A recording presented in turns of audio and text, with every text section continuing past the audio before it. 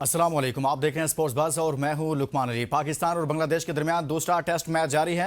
आज तीसरे रोज का खेल अपने इख्तिताम को पहुंचा। पाकिस्तान पर शिकस्त के बादल मंडला रहे हैं और साथ ही साथ आपको बताएं कि पाकिस्तान को 437 रन का टारगेट दिया गया है।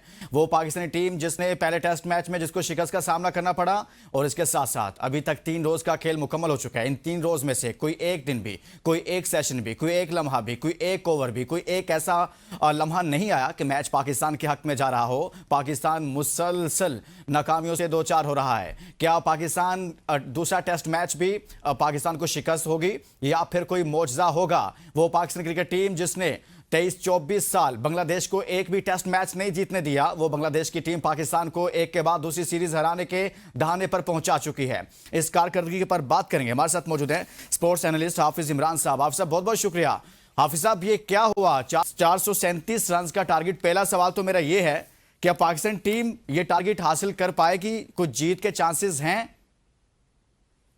बहुत शुक्रिया आपका। देखें, अगर आप मुमकिनात में से बात करें तो मुमकिन तो है ना। क्रिकेट अजब इत्तफाकात का खेल है, कुछ भी मुमकिन है उसमें। पाकिस्तान कर भी सकता है, लेकिन जब आप ये कहते हैं कर सकता है तो फिर आपके ज़हन में ये सवाल पैदा होगा कि कैसे कर सकता है, और क्या पाकिस्तान की माजी करीब की कारकर्दगी ऐसी है कि बुनियाद पर इस राय से इत्तफाक किया जाए या खुश हो जाएं, तो उसमें फिर आपको हालात गंभीर नजर आते हैं। और शिकस्त के बादल जो मंडला रहे हैं वो इसी वजह से मंडला रहे हैं क्योंकि आपकी माजी करीब की तारीख को बहुत अच्छी नहीं है। ये हदफ हासिल करे, जीते, अच्छे तरीके से टेस्ट मैच जीते, सब इसकी ये ख्वाहिश रखते हैं। जी सही है। अच्छा हाफिज साहब, क्या हुआ पाकिस्तान की बॉलिंग बैटिंग? हम देख रहे हैं कि आपने 437 रन, और पहली इनिंग में पाकिस्तान के हाथ पांव फूल गए। बांग्लादेश के बैटर्स सेंचुरियां कर रहे हैं, यानी कि पहली इनिंग में भी एक बैट्समैन ने सेंचुरी की, दूसरी इनिंग में भी सेंचुरी की। और पाकिस्तान के बैट्समैन उनसे कुछ ज्यादा सीनियर्स अपने आप को समझते हैं, लेकिन इसके बावजूद परफॉर्मेंस ऐसी है कि हमारे जो सीनियर प्लेयर्स हैं, चाहे रिजवान है, चाहे सलमान आगा हैं, साउथ शकील हैं, कुछ समझ में नहीं आ रहा कि ये कौन सी क्रिकेट खेल रहे हैं। देखिए जी, पहली बात तो यह है कि बांग्लादेश को क्रेडिट देना चाहिए कि वो एक बेहतर टेस्ट क्रिकेट खेल रही हैं। टेस्ट क्रिकेट में मौजूदा हालात में भी, और जब वो पाकिस्तान में हरा कर गए थे उस वक्त भी, तो वो पाकिस्तान से बेहतर टेस्ट टीम है। पाकिस्तान से बेहतर क्रिकेट उन्होंने खेली है खेल के तमाम शोबों में। बैटिंग हो, बॉलिंग हो, फील्डिंग हो, हिकमत अमली हो, प्लेइंग 11 हो, बहादुरी हो, दानिशमंदी हो, अक्लमंदी हो, वो उन्होंने हर जगह पर पाकिस्तान को मात दी है।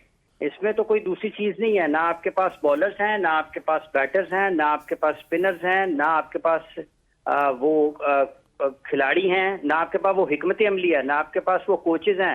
आपके पास है ही कुछ नहीं। आप तो वहां पर मतलब इन दोनों टेस्ट मैचेस के कल चौथा दिन है इसका भी, तो आप तो फॉलो करते हुए बांग्लादेश को दिखाई दिए हैं ना।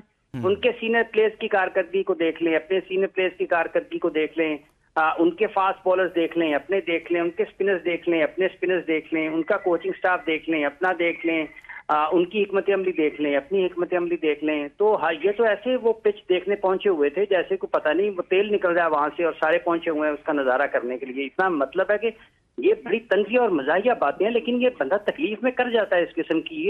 ये पिच के ऊपर क्या हो गया? मतलब आप पर्थ में चले गए, आप बांग्लादेश गए हैं यार, कुछ क्या कर रहे हैं आप पाकिस्तान की क्रिकेट के साथ?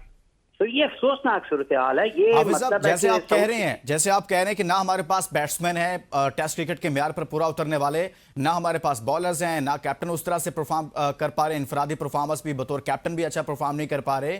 सर, इस नहज पर हम पहुंचे कैसे? वो कौन सी वजूहत हैं जिसकी वजह से हमारी टेस्ट क्रिकेट यहां पर आकर खड़ी हो गई कि बांग्लादेश से हम बैक टू बैक सीरीज हारने जा रहे हैं?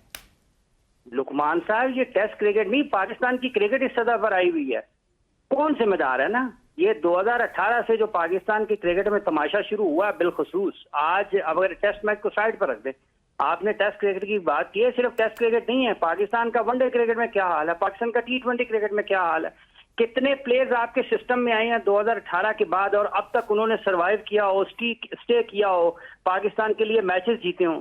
ये जो 8-10 प्लेयर आपको नजर आ रहे हैं, ये उससे पिछले 4 साल का काम था जिनके ऊपर वो आज तक आपको पाकिस्तान के लिए खेलते हुए दिखाई दे रहे हैं। तो ये जो गुज़िश्ता 8-10 वर्षों में पाकिस्तान के क्रिकेट के साथ जो खिलवाड़ हुआ है, उसका जिम्मेदार कौन है ना, उठाकर देखिए। और ये गुज़िश्ता 3-4 वर्षों में कौन है जिसने शान मसूद को कप्तान लगाया है?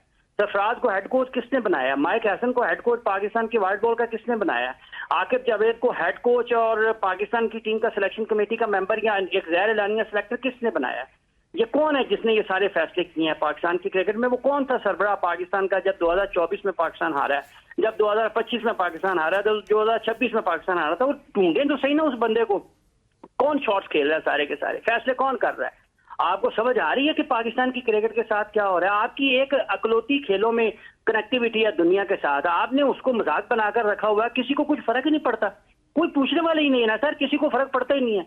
अब ये रोला शो शुरू हो जाएगा, बाबर ने ये कर दिया, उसने ये कर दिया। वो असल बंदों को पकड़ो जो कर रहे हैं।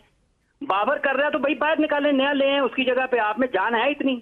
शाइन नहीं ठीक करता, बाहर निकाले, नया लाए उसकी जगह। आपको है ही कुछ नहीं, आपने तो तमाशा बना के रखा हुआ है। PSL 1.25 महीने का इवेंट खेलते हैं, वो आपका CEO सदके उतार रहा होता है आके बाबर आजम क्यों यार, क्या कहाँ कौन से लोग हैं, कहाँ आ गए हम? ये क्रिकेट ऐसे चलती है दुनिया में। मतलब हाँ, बांग्लादेश से हार रहे हैं यार, किसी को फर्क पड़ता है इस मुल्क से हार रहे हैं आप? लेकिन वो सर आपको आपके मुल्क में हरा गए, वो आपको आप ढाका गए हैं, वहां पे आ गए। सेलेट में, वो सेलेट में ऐसे पिच देखने खड़े हो गए हैं, पता नहीं ये कौन सी दुनिया की तेज तरीन अनोखी पिच आ गई है जिसको देखने के लिए पहुंच गए। और पिचें देखने के बजाय ना शीशे खड़े हो गए देखें सारे के सारे, ताकि हो सकता है कुछ वहां पे नजर आ जाए जिसकी वजह से खराबी हो रही है। तो ये आज की एक दास्तान नहीं है, ये आज की कहानी नहीं है। ये खिलाड़ियों को आप जितना मर्जी तनकीद का निशाना बनाएं, जो मर्जी करें, लेकिन जब तक आपकी असल चीजें फिक्स नहीं होंगी ये कुछ भी नहीं होगा। आपके ग्रेड 2 हो रही है, जाके देखें वहां पर क्या हो रहा है। आपकी फर्स्ट क्लास क्रिकेट होती है, जाके देखें वहां पर क्या होता है। ये जो कैंप लगा हुआ है यहाँ पे गर्मी में, तो फखर जमान का 10 साल के बाद कैंप में से क्या निकालना है बताएं ना जरा आप। जिन लोगों को कैंप में बुलाया उनकी क्या परफॉर्मेंस थी जिस पर आपने उनको कैंप में कॉल कर लिया? ये नेशनल कैंप भी कोई किसी चीज का नाम होता है या जिसको दिल करे उठा के वहां पे डाल लें? क्या मकसद है उसका? ठीक है, ये जो कैंप ये जिन्होंने बांग्लादेश जाना था खेलने के लिए 2 टेस्ट मैच, ये WTC के नहीं थे, ये किसी कैंप की जरूरत नहीं थी। 2 टेस्ट मैच आप बांग्लादेश में बांग्लादेश से हार जाएं, 2 टेस्ट मैच आप बांग्लादेश के खिलाफ पाकिस्तान में हार जाएं, और जिस किस्म की आप बांग्लादेश को अपनी मर्जी की पिच बनाकर भी आप उनके खिलाफ आ रहे हैं पाकिस्तान में, तो क्या हुआ है पाकिस्तान? क्या हुआ है सर? ये सिर्फ इस टेस्ट क्रिकेट की बात नहीं है, ये मजमूई तौर पर उस खेल की बात है जिसमें आप 3 फॉर्मेट हाईएस्ट लेवल पर खेलते हैं, और उसमें आपकी कारकर्दगी गुज़िश्ता चंद बरसों से बड़ी तेजी के साथ, ये तो वो पहाड़ पर आप ऊंचाई पर खड़े हैं और वहां से आप पत्थर फेंकते हैं, वो नीचे रुकने का नाम ही नहीं ले रहा। तो उसको रोकने के लिए कुछ करना पड़ता है, और जो करना पड़ता है वो पाकिस्तान के क्रिकेट में नहीं हो रहा। इसलिए आपको लगता है कि वो जवाल का सफर बड़ी तेजी के साथ जारी है, और ये भी कहते हैं रॉक बॉटम हिट कर रहे हैं। वो हिट नहीं हो रहे, वो आपको पिटाई हो रही है, ठीक है, और वो चलते जाएंगे। ये कोई बॉटम नहीं है, जब आप नीचे चलते जाते हैं तो फिर आप गिरते ही चले जाते हैं, उसकी कोई इंतहा नहीं होती। तो ये अफसोसनाक सूरत हाल है। अल्लाह करे कि पाकिस्तान जीते, लेकिन अगर जीत भी जाता है पाकिस्तान तो पाकिस्तान के क्रिकेट की हकीकत तब्दील नहीं हो जाएगी। हकीकत ये है कि एडमिनिस्ट्रेटिवली आपके क्रिकेट को बदतरीन अंदाज पे इस वक्त चलाया जा रहा है। सर बदतरीन अंदाज से चलाया जाता है, शिकस्त पर शिकस्त होती है, लेकिन बाद में आकर लेक्चर दिया जाता है प्रेस कॉन्फ्रेंस में, कहा जाता है कि देखें क्या हो गया है कि हम एक सीरीज हार गए। जो प्रेस कॉन्फ्रेंस में लेक्चर सुनने के लिए बैठे हैं वो ना सुने ना, वो ठीक सवाल करें उनसे। प्रेस कॉन्फ्रेंस में जो लेक्चर सुनने के लिए बैठे हैं ना सुने, क्यों सुनते हैं? सही सवाल करें वहां पे। नहीं सुनते लेक्चर जिन्होंने, भाई कभी भी जो मफाद परस्त होते हैं, वो तो कभी आपको दुरुस्त पिक्चर नहीं दिखाएंगे ना लुकमान साहब। सर वो तो वाह वाह देने वाले देते रहे, ना सुने ना जो उनके सामने बैठे हैं वो क्यों सुनते हैं? जाहिर सर उन्होंने टूर पे जाना होता है ना। एक ब्रेक लेते हैं, ब्रेक से वापस आते हैं तो मजीद करते हैं। हाफिज साहब कह रहे थे क्यों नहीं वो सवाल किया जाता वो वाला, हम अपने प्लेटफॉर्म से तो करते हैं, लेकिन प्रेस कॉन्फ्रेंस के सामने बैठे हुए लोगों पर वाकई में सवाल है कि वो सवाल नहीं करते जो करना चाहिए। एक ब्रेक लेते हैं। Welcome back. हाफिज इमरान साहब हमारे साथ मौजूद हैं। हाफिज साहब, कैप्टन की परफॉर्मेंस क्या रही है? शान मसूद को देखें, उनकी इनफरादी परफॉर्मेंस क्या है, फिर बतौर कैप्टन उनकी परफॉर्मेंस को देखें। वो नाम जिसको 1 साल पहले कहा जा रहा था कि ये तो कप्तानी के लायक नहीं है, नए कप्तान का नाम भी सामने आ रहा था, लेकिन उसके बावजूद समझ नहीं आई कि दोबारा से उनको कैप्टन बना दिया गया। आप समझते हैं कि ये फैसला दुरुस्त था कि दोबारा से उन्हीं को कैप्टन रखा गया और कहा गया जी हमारे पास तो अभी कोई कुछ है नहीं है, लिहाजा इसलिए हमने ये फैसला किया है? लुकमान साहब, किसने बनाया ना कप्तान? बात तो ये है, किसने बनाया कप्तान?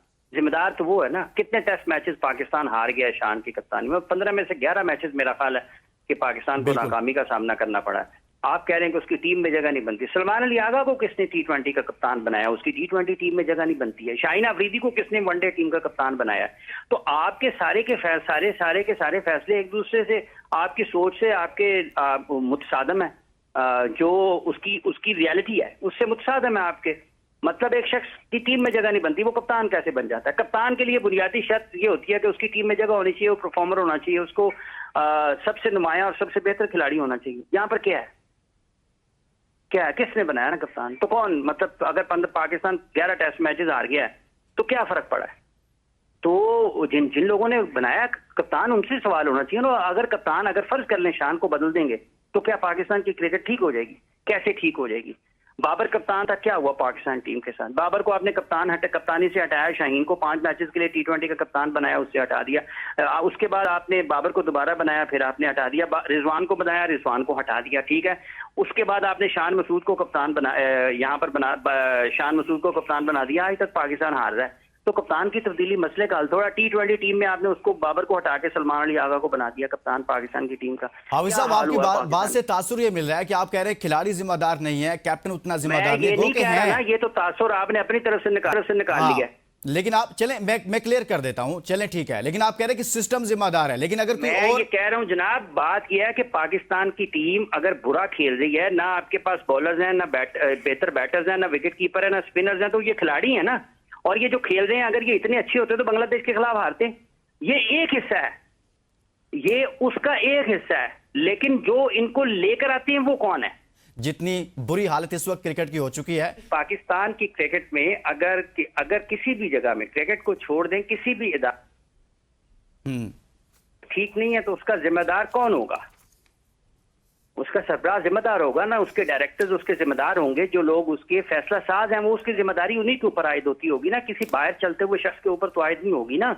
इसलिए सवाल ये पैदा होता है कि अगर आज पाकिस्तान टेस्ट T20 और वनडे में खराब खेल का मुजाहरा कर रहा है तो इसकी जिम्मेदारी किस पर आयद होती है? क्या कहीं पर कोई एहतसाब का निज़ाम है कि आपने क्यों सरफराज अहमद को अंडर 19 और एशिया अंडर 19 और शाहीन की टीम से हटा के पाकिस्तान की सिलेक्शन कमेटी में और हेड कोच उनको पाकिस्तान का बना दिया? क्यों आपने बना दिया? क्यों आपने सलमान अली आगा को T20 टीम का कप्तान बना दिया? तो ये इस टेस्ट मैच को अगर एक साइड पर भी रखते हैं तो एक सीरीज है, पूरी की पूरी तसलसल है पाकिस्तान के क्रिकेट बोर्ड के उन फैसलों का, जिसमें से आपको ये लगता है कि शायद ये काम नहीं कर किए, इन फैसलों की वजह से पाकिस्तान को नुकसान हुआ है। तो इसका मतलब ये है कि जिन लोगों ने फैसले किए हैं, फिर उनकी फैसला साजी की सलाहियत और अहलियत पर सवालात उठते हैं ना, मशकूक होती है। तो उसके बाद आपने कुछ ना कुछ उसका करना होता है। यहाँ अगर खिलाड़ी इस मौजूदा हालात में, अगर आप सिर्फ टेस्ट मैच की बात करते हैं, तो मैंने जैसे अर्ज किया कि आप अपने फास्ट बॉलर्स की कारकर्दगी देखें, उनकी कारकर्दगी देखें। 40 समथिंग किया इमामुल हक ने, आपने उसको बाहर बिठा दिया। शाहीन ने 5 आउट किए, हसन अली ने 4 किए।